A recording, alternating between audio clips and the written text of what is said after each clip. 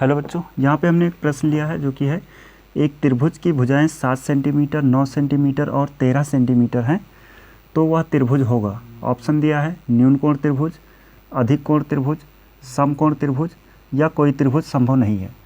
तो ऐसे में क्या होगा, यहाँ पे त्रिभुज की जो भुजाएं दी गई हैं, हम लोग जानते हैं कि कोई त्रिभुज तभी बनता है जब उस त्रिभुज में जो भुजाएं हैं उनमें से किसी दो भुजा का योग तीसरी भुजा से बड़ा हो। तो ये हम यहाँ पे अगर चेक करें तो उसके लिए हम कहेंगे अगर 7 + 9 देखेंगे तो ये जो है 13 से बड़ा आएगा, 9 7 16 और ये 13 बड़ा हो जाएगा ना। ऐसे ही अगर हम यहाँ पे 9 + 13 करते हैं तो ये 7 से बड़ा आएगा, है ना। दो भुजाओं का योग, किन्हीं भी दो भुजाओं का योग तीसरी भुजा से अगर बड़ा है तो त्रिभुज संभव है। तो ये हमने दो लिया। ऐसे ही तीसरा अगर देखें 7 + 13 ये भी बड़ा आएगा 9 से, है ना। तो यहाँ पे हम देख पा रहे हैं कि जो त्रिभुज की तीनों भुजाएं दी गई हैं उनमें से किन्हीं दो भुजा को जोड़ने पर तीसरी भुजा से बड़ा आता है। इसका मतलब त्रिभुज संभव है ना। बात क्लियर है। अब यहाँ पे ऑप्शन दिया गया था कि कोई त्रिभुज संभव नहीं है, ये ऑप्शन तो गया कि यहाँ से हमने ये पता कर लिया कि एक त्रिभुज तो बन रहा है ना, क्योंकि दो भुजाओं का योग तीसरी भुजा से बड़ा है। अब हमारे पास बचे हैं ये तीन ऑप्शन A, B और C, और इसमें न्यून कोण, अधिक कोण और समकोण त्रिभुज हैं। और हम यहाँ पे जानते हैं इस प्रकार के त्रिभुज को हम तब पता कर पाते हैं जबकि कोण दिया हो, लेकिन यहाँ पे भुजाएं दी गई हैं और कह रहे हैं कि इनमें से कौन सा कोण है। तो इसको जानने का यहाँ पे जो नियम है वो देखते हैं। दो छोटी भुजाओं के वर्गों का योग यहाँ पे निकालते हैं। तो छोटी भुजाएं हैं 7 इसका वर्ग + 9 इसका वर्ग, ये देखते हैं कितना आता है। तो 7 का स्क्वायर हो जाएगा 49 + 9 का स्क्वायर 81, और इसको जोड़ा जाए तो 9 1 10 और 8 4 12 1 13, ये आ रहा है 130।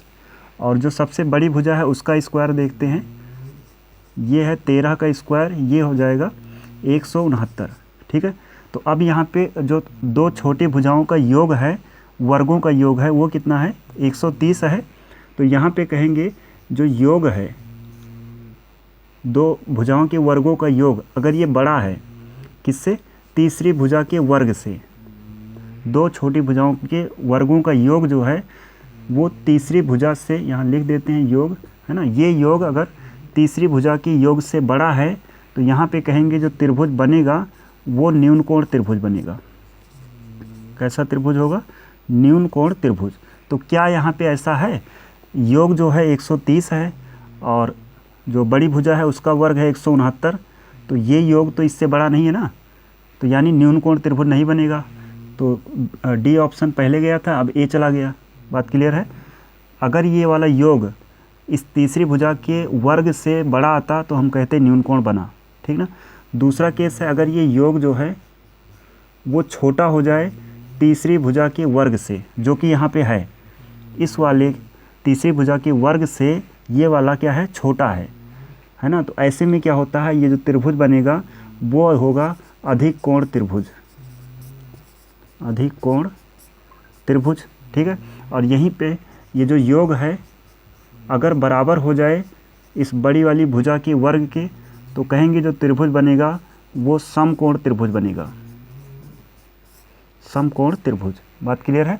तो यहाँ से जब किसी त्रिभुज की तीनों भुजाएं दी जाएं और उसके आधार पे हमें बताना हो कि न्यून कोण होगा, समकोण होगा या अधिक कोण होगा, तो उसको जानने का यहाँ पे सिंपल तरीका है कि दो छोटे भुजाओं के वर्गों का योग निकाल लो और वो योग बाकी जो बड़ी भुजा है उसका वर्ग निकाल लो, और ये वाला योग इस वाले के अगर इस वाले से बड़ा होता है, योग जो है तीसरी भुजा यानी बड़ी भुजा के वर्ग से बड़ा होता है तो कहेंगे न्यून कोण है।